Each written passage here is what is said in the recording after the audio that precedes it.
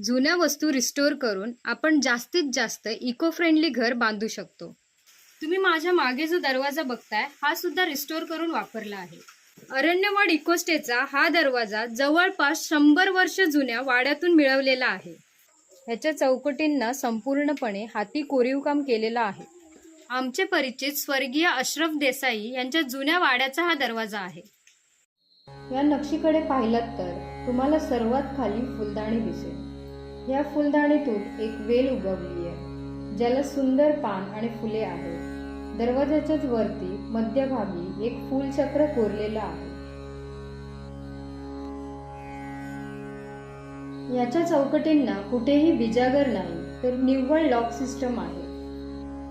जुन्या घरांच्या दारांना उंच उंबरठा असायचा जेणेकरून कोणतंही जनावर सहजपणे घरात शिरू नये।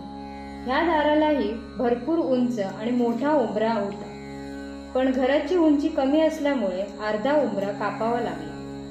मूळ घराचे मालक स्वर्गीय अशरफ देसाई यांनी कोरोना महामारीच्या काळात चिपळूण मधल्या रुग्णांना भरपूर सहाय्य केले। वैयक्तिकरित्या रुग्णांना आरोग्य सेवा मिळेल याचे प्रयत्न केले। यामध्येच कोरोनाचा संसर्ग होऊन त्यांचं दुर्दैवी निधन झाले।